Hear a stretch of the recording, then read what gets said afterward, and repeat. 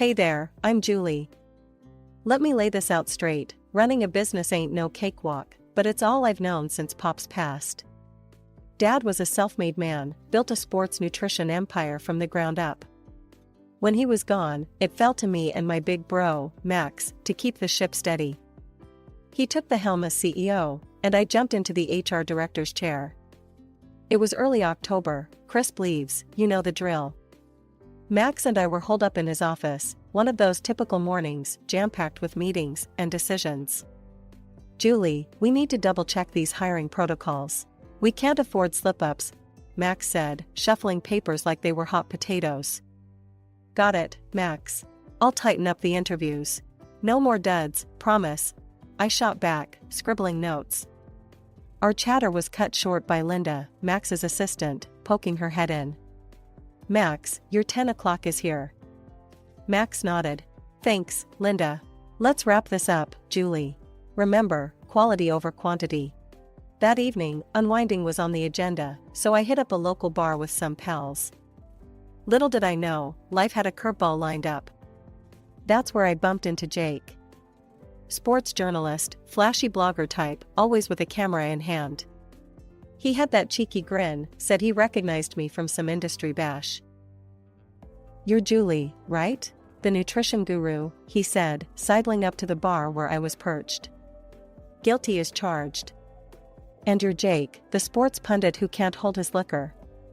I quipped, recalling his less than stellar performance at a recent event. Jake laughed, his ego intact.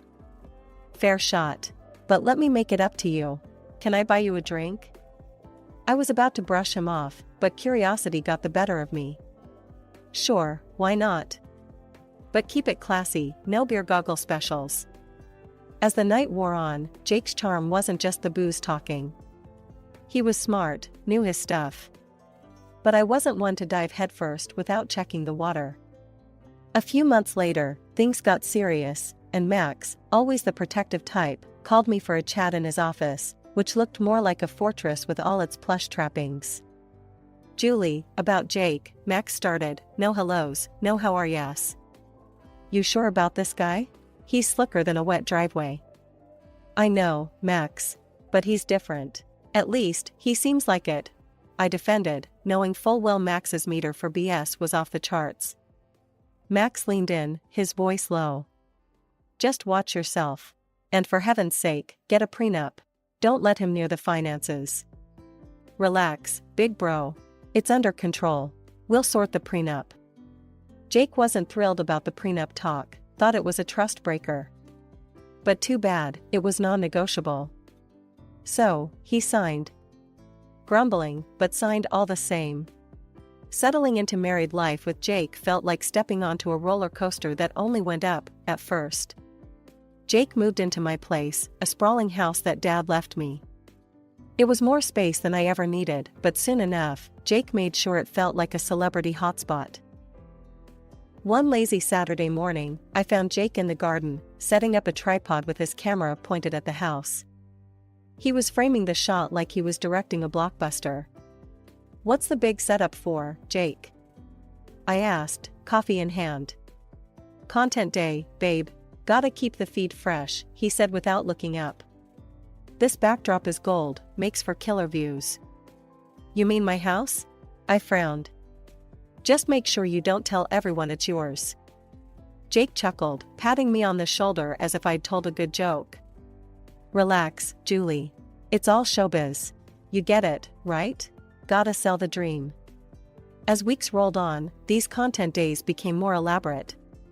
Rented luxury cars appeared in our driveway, and designer clothes draped over our furniture like we were running a boutique. One evening, I caught Jake sorting through a pile of flashy watches and gadgets. The living room was a mess, like a scene from one of those reality shows where people spend like there's no tomorrow. Planning to open a pawn shop with all this, or what? I teased, trying to keep the mood light. All props, Julie. It's for the gram. You know, gotta keep up with the Joneses, Jake replied, his eyes glued to his phone screen as he scrolled through comments and likes. It wasn't just the props. Bills started piling up, too. Jake made sure we were seen at every hotspot in town, all while the credit card bills stacked like a house of cards. One night, I came home to find Jake in the midst of what looked like a mini film crew in our living room. He was all dressed up, giving a tour of our house as if it were a grand estate on some luxury real estate show. "Jake, can I talk to you for a second?" I pulled him aside, my patience wearing thin. "Sure, babe, what's up?" He flashed his camera-ready smile, not missing a beat. All this, I waved around at the lights, the people. "It's too much. You're turning our home into a circus." Jake's face hardened for a moment, then softened as he took my hands in his. "Julie, babe, trust me, this is good for us. These videos? They're blowing up. It's all about branding, babe. We're getting tons of traction here. Just enjoy the ride." One evening over a casual dinner at home, which had become a rarity given our hectic schedules, Jake brought up an idea that initially sounded promising. "Hey, Julie, I've been thinking," Jake started, his tone casual as he passed me the salad bowl. "Why not use my blog to give the family business a little boost? I could do a feature on the sports nutrition products. It'd be a fun project."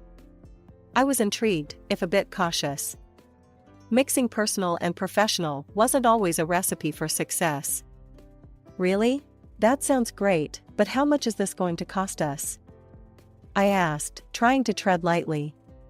Jake smiled, waving his hand dismissively as he took another bite.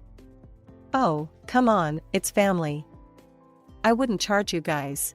We'll do it for free. Just think of the exposure it could bring."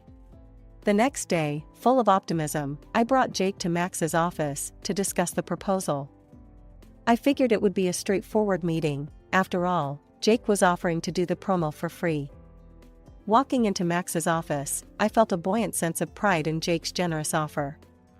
"Max, Jake has a great idea to boost our product line through his blog," I began, smiling at Jake. Jake nodded and took over with confidence. "Thanks, Julie.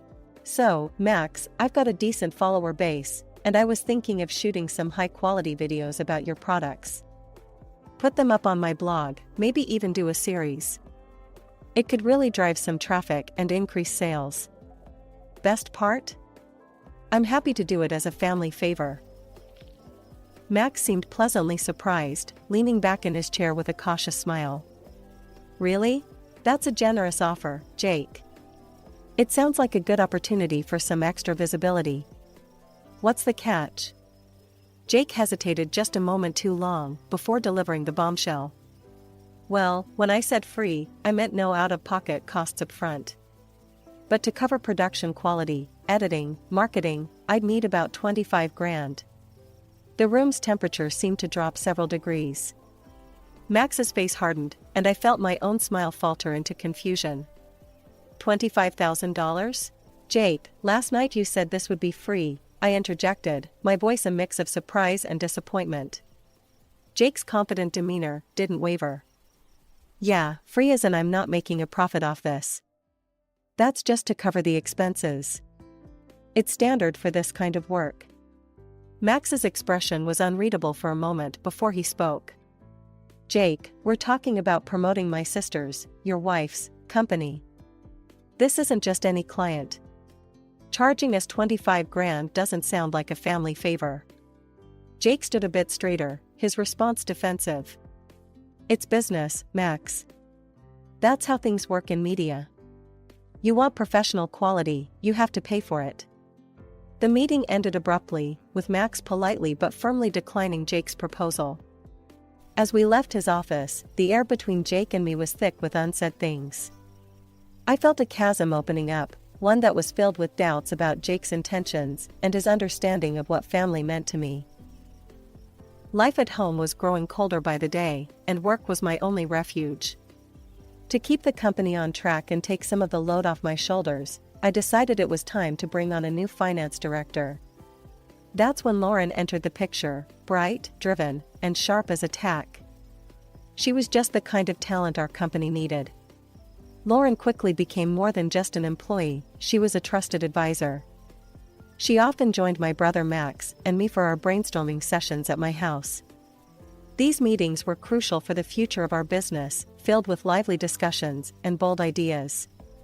Lauren's insights were invaluable, bringing fresh perspectives that even Max, with all his experience, appreciated. Jake, however, didn't share our enthusiasm. Whenever he was around, he seemed disinterested, lounging with a glass of wine, more spectator than participant. His boredom was palpable, his contributions minimal. As the months rolled by, Jake's absences became more frequent. His business trips seemed to take him away for days, sometimes weeks at a time. I tried to keep up with his blog, watching his posts for any sign of what was really going on. But everything there was just as polished and perfect as ever, smiling faces, exotic locations, and no hint of anything amiss. Part of me was relieved, thinking maybe this was just the life of a sports journalist. Then, one Sunday afternoon, Max dropped by for coffee. We sat in the kitchen, a rare moment of calm between us. That's when he brought it up, casually stirring his coffee. "Julie, I've noticed you and Jake haven't been around much together. Everything okay?" I bristled at his words, the spoon in my hand clinking louder against the mug than I intended. "What's that supposed to mean, Max? Just because we don't have dinners together every night? Jake's busy, I'm busy. We're both just doing our thing." Max studied me for a long moment, then nodded slowly. "Okay, Julie. Just remember, I'm here if you need to talk. About anything, okay?" His words, meant to comfort, only made the pit in my stomach grow. I nodded, forcing a smile. "Thanks, Max. I know. I'm fine, really." But as the days turned into weeks, and Jake's brief appearances at home became even rarer, I couldn't shake the unease that had settled over me. Was I just being paranoid? Or was there more to Jake's trips than meets the eye? One night, lying in bed alone, I couldn't sleep. My phone was in my hand before I knew it, scrolling through old messages and pictures of Jake and me. We looked happy, carefree. I missed that. I missed him. The night was supposed to be a celebration of our company's success. We had just hit a major profit milestone, and Max had gone all out for the party. The venue was decked with elegant decor, the buffet was lavish, and the air buzzed with the chatter of our proud team. As the evening wore on, the weight of my earlier decision to confront Jake loomed over me. He had been mingling, camera in hand, seemingly more interested in capturing the perfect shot than celebrating our achievement. Feeling a bit overwhelmed, I stepped out into the quieter foyer to catch my breath. That's when I saw him. Jake, not alone, tucked away behind a half-drawn curtain. My heart skipped as I thought to steal a moment with him, to maybe smooth over the growing rift between us. I moved closer, my steps silent on the plush carpet. But the closer I got, the clearer the conversation became. It wasn't just innocent laughter, it was intimate, secretive. My pace slowed, and I stopped just short of revealing myself, hidden by the shadow of the partition. Jake was there with Lauren, our finance director. His hands were on her, pulling her close in a way that made my stomach churn. Her laughter tinkled through the air, a sound I had come to appreciate for entirely different reasons. "And once Julie's money hits our account, we're set," Jake whispered, his words like daggers. "We can finally get out of here, buy that house in Mexico, just like we wanted." Lauren giggled, her voice dripping with contempt. "Can you believe how easy it was? She's such a stupid chicken, clueless and loaded." Their laughter cut through me, sharp and mocking. My breath caught in my throat, heart pounding with a cocktail of hurt and fury. How long had this been going on? How could I have been so blind? I backed away quietly, ensuring they didn't notice me. My mind raced as I returned to the party, finding Max in the crowd. His face was lit up with pride and joy, sharing a joke with some of our top managers. I pulled him aside, my voice a hushed urgent whisper. "Max, I need to talk to you. It's urgent. Let's find somewhere private." Once secluded, I spilled everything. Every word, every laugh I had overheard. Max's face hardened with each detail, his initial shock turning to icy fury. "We'll handle this, Julie," he said, his voice low and steady. We'll get auditors to go through the accounts first thing tomorrow. I'll also find a detective. We need solid evidence." His decisiveness was a bomb, and his next words were a vow. "They won't get away with this. Not against my sister, not against our company." We returned to the party, our faces masks of composure. Inside, I was reeling, but outwardly, I was calm, even as Jake and Lauren rejoined the group, laughing, oblivious to the storm coming their way. The morning after the party, I was up early, driven by a mix of adrenaline and resolve. I met Max at the office, before anyone else had arrived. He had already lined up meetings with some of the best auditors in the city and was on the phone trying to secure a reputable private detective.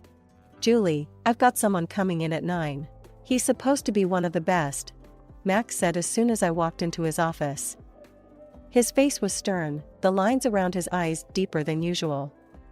The auditors arrived, a team of 3, each with a laptop and a briefcase full of what I assumed were tools of their trade. They set up in one of our conference rooms, and Max and I briefed them on the situation without going into too many personal details. "We've noticed some discrepancies in our accounts, small transactions that don't add up," Max explained, his voice firm. "We need a thorough check of all transactions for the past 6 months." The lead auditor, a sharp-eyed woman named Janet, nodded. "We'll start with the bank statements, cross-reference them with your ledgers, and track every transaction. It might take a few days, but we'll find out where your money's been going." Later that afternoon, the private detective Max had hired came in. He was a middle-aged man named Carl, with a demeanor that was all business. "Mr. Marshall told me you're dealing with potential internal fraud," Carl said, settling into the chair in Max's office. "Yes, and possibly more than that," I said, meeting his gaze. "We think it's linked to a personal matter as well." Carl nodded, jotting down notes. "I'll need access to certain information, bank records, employee details, communications if possible. Anything that can help paint a clearer picture of what's been going on." As the days passed, the atmosphere in the office was tense. I continued to work, interact with staff, and even speak with Jake and Lauren, though every conversation felt like walking on glass shards. Finally, the auditors called us into the conference room to present their findings. The news was as bad as we feared. Janet laid it out for us. We found numerous irregular transactions, totaling just over $2 million. All directed to an account that, after some digging, appears to be in Mr. Jake Thompson's name. I sat there, numb, the finality of it all settling in my stomach like lead. But there was more. Carl had his report ready too. I've been following Mr. Thompson and Ms. Lauren Aronson. They've been careful, but not careful enough. I've got photos of them together, receipts for a car he bought her, and jewelry. Lots of it. He laid the photos on the table, each one a knife in my heart. They've also bought tickets to Mexico. Looks like they plan to leave in 4 months. And there's this, Carl continued, handing over a document. Mr. Thompson has secured a job with a media company in Mexico, under a work visa processed 2 months ago. I listened, each word Carl said fueling the cold fire inside me. "Anything else?" I asked, my voice steady. "They're waiting on a final transfer of funds into their account. Looks like they're planning one big score before they leave," Carl concluded. As we wrapped up, I knew what had to be done. The pain of betrayal was deep, but it sharpened my resolve. Jake and Lauren would pay for their treachery, and I would make sure of it. As the end of the year neared, I planned a pre-Christmas celebration like no other. The famous restaurant, decked in holiday style, filled quickly with the buzz of excited employees. I knew Jake would see this as another opportunity to showcase his glamorous life, oblivious to the storm brewing. Jake entered the venue in a sharp suit, his smile wide as he narrated into his camera. "Here we are at one of the city's most exclusive spots, celebrating a fantastic year," he broadcasted live to his followers. Cameras I had installed earlier rolled quietly, capturing every moment for the climax I had meticulously planned. Midway through the evening, with applause still echoing for the employee awards, I took the stage. "Now, for a very special recognition, I announced, my voice steady despite the turmoil inside. I called Lauren up. For outstanding performance and dedication, this year's top honor goes to our finance director, Lauren Aronson. The applause was warm as she joined me on stage, a puzzled smile on her face as I handed her a beautifully wrapped box. "Open this later," I whispered, and she nodded, stepping down with her prize. Finally, it was time for the grand finale. I called Jake up to the stage, my heart pounding against my ribs. "And now, a special thanks to someone who has shared much of my life's journey," I began, my voice echoing across the room. The room quieted, all eyes on us. Jake beamed, soaking in the adoration, completely unaware. I handed him a similar box. "Please, open this now." Confusion flickered across his face as he lifted the lid, his hands trembling slightly. The color drained from his face as he stared down at the divorce papers and the stack of photographs, images of him with Lauren, unmistakable in their intimacy.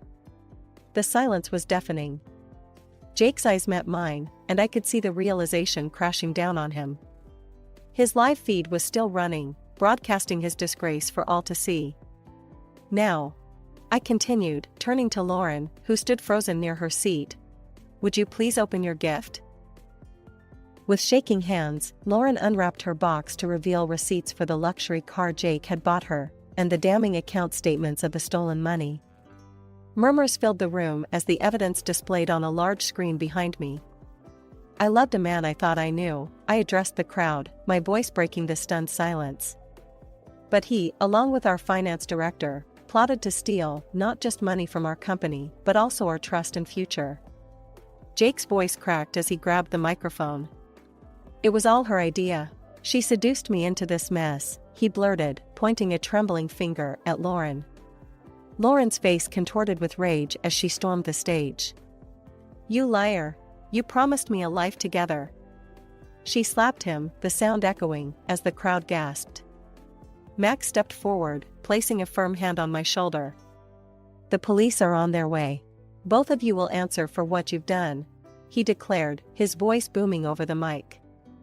The room erupted into chaos as the police arrived, handcuffing Jake and Lauren amidst their protests. I watched, a complex knot of relief and sorrow in my chest, as they were led away. Jake's live feed of the pre-Christmas event had gone viral, catapulting the whole sordid affair into the public eye. My phone was buzzing nonstop, notifications piling up from viewers who had watched everything unfold. "Start your own blog" became a recurring suggestion. I chuckled at that. Me, a blogger? As the dust settled, the legal ramifications kicked in full force. I filed for divorce immediately, and with the evidence stacked high against Jake, it was a straightforward process. The court granted me a significant financial settlement due to his fraud and betrayal. Lauren, caught in her own web of lies, faced the courts too. She pleaded guilty to embezzlement, returned every stolen dollar, and watched her professional credentials dissolve before her eyes. Banned from holding any significant corporate position, her career was effectively over. Jake's life unraveled spectacularly. The Mexican media company, having caught wind of his misdeeds, terminated his contract, citing moral clause violations. Other agencies and networks shied away, not wanting to associate with someone so publicly disgraced. His subscriber count plummeted as fans abandoned ship, and eventually, he shut down his blog, his primary source of income gone. One evening, several weeks after the trial, there was a knock on my door. I opened it to find Jake, a shadow of his former self. He looked worn, his eyes pleading. "Julie, I'm so sorry. I was wrong, so terribly wrong. Can we talk?" His voice was hoarse, desperate. I stood there, the cool evening breeze brushing against my face, considering the man I had once loved. "Talk? After everything you've done? There's nothing left to say, Jake." My voice was calm but firm. "But I've lost everything. I need help. Please, Julie," he implored, taking a step forward. I shook my head, my resolve steel. "You made your choices, Jake. Now you live with them. Goodbye." I closed the door softly but firmly, cutting off any further pleas. Turning away from the door, I felt a surge of strength. It was over. I was free from his deceit. With renewed vigor and trust, Max and I steered our company into new ventures and expansions. The support from the community was overwhelming, and in time, I did start that blog. As for Jake, I heard he moved away, a ghost of his former self, searching for a fresh start. I didn't wish him ill, but he was part of a chapter that was firmly closed, locked away in the archives of lessons learned.